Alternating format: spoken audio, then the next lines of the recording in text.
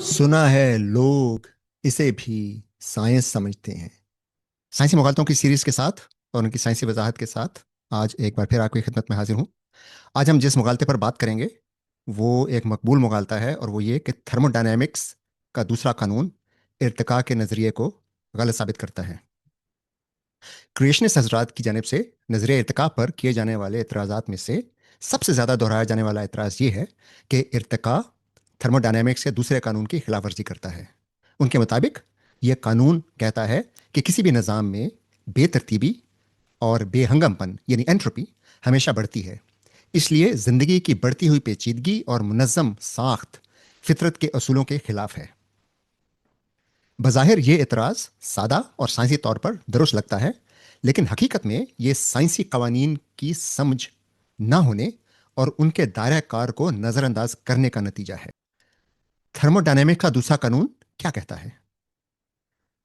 Thermodynamics का दूसरा कानून बुनियादी तौर पर एनर्जी की तकसीम और तब्दीली से मुतालिक है।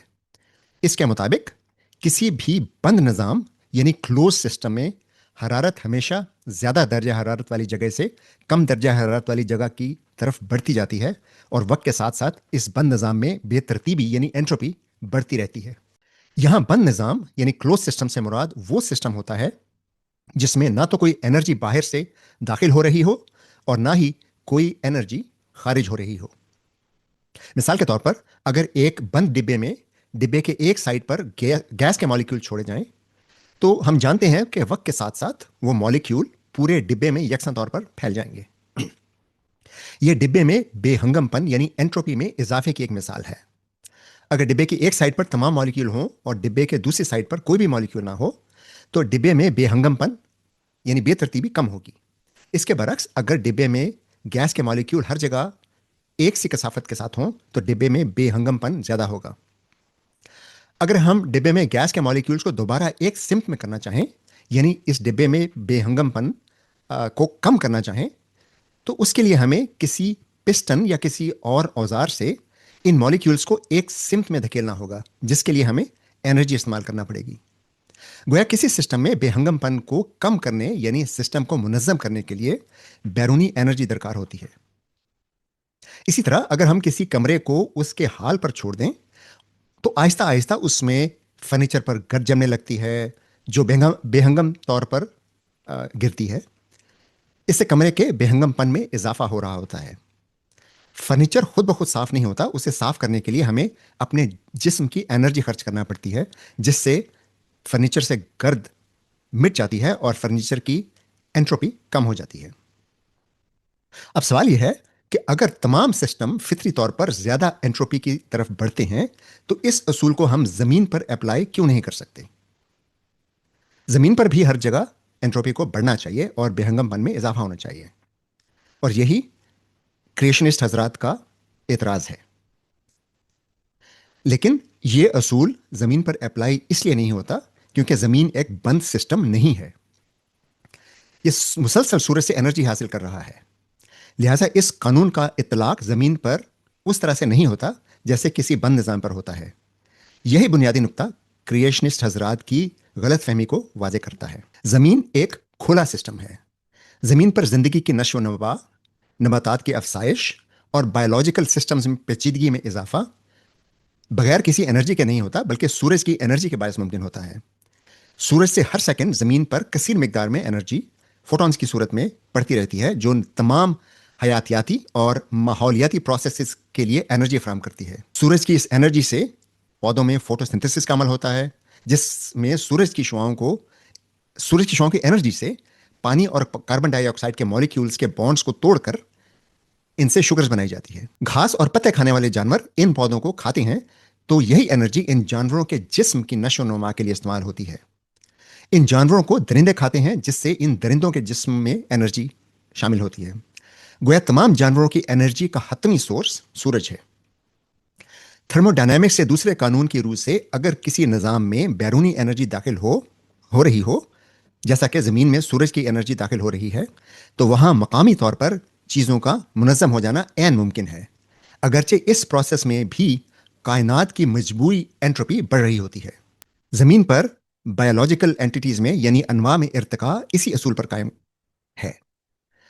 कायनात की मजमूई एंट्रोपी तो बढ़ती रहती है, लेकिन ज़मीन जैसे खुले निज़ाम में एनर्जी के बहाव में मकामी तौर पर बेहंगमपन में कमी आ सकती है, और ऐसे स्ट्रक्चर बन सकते हैं जो अपने अंदर मुनज़्ज़म सिस्टम्स को कायम रख सकें, यानी एनर्जी के इस्तेमाल से इस बात को यकीनी बना सकें कि मकामी तौर पर उनमें बेतरतीबी में इजाफा नहीं हो रहा बल्कि कमी हो रही है।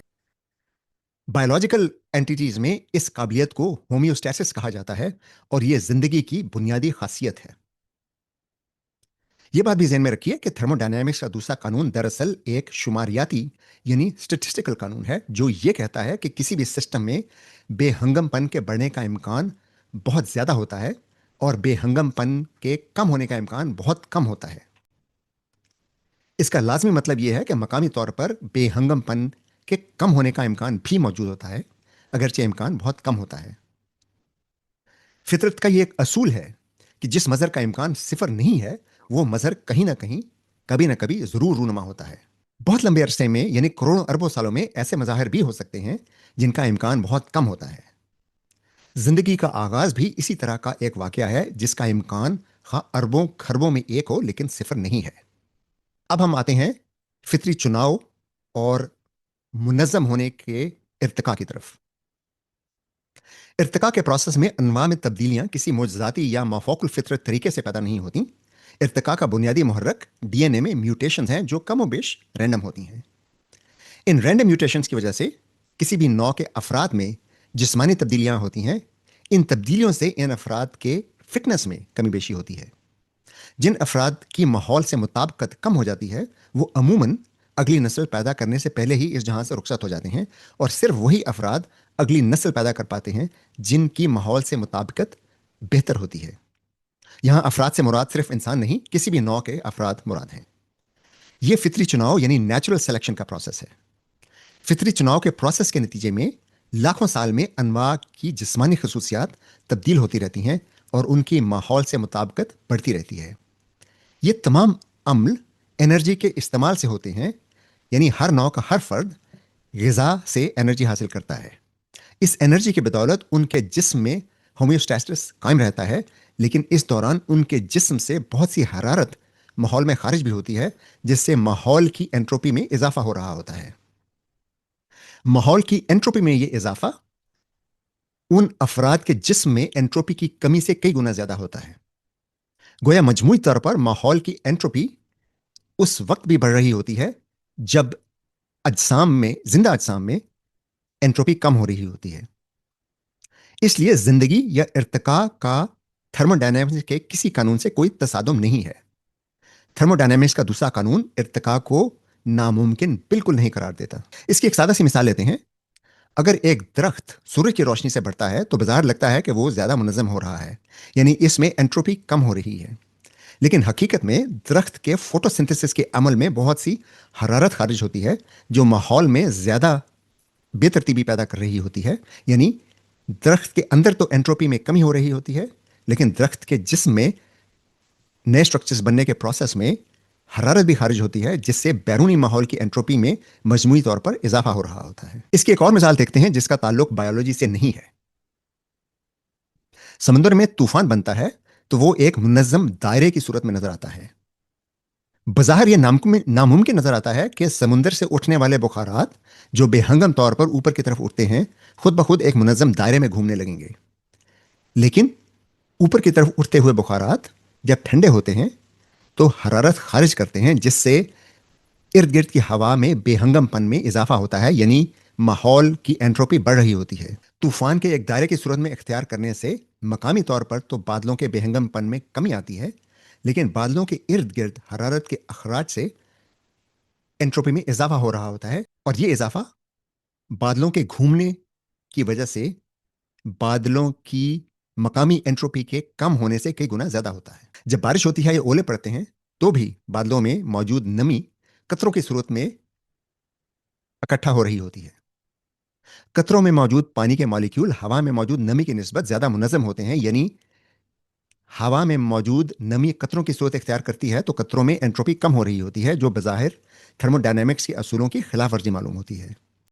लेकिन पानी के मॉलिक्यूल जब कतरों की सूरत इख्तियार करते हैं तो उनकी हर की एनर्जी कम हो रही होती है, और वो इस حرکی انرجی کو انفراریڈ فوٹونز کی صورت میں خارج کرتے ہیں.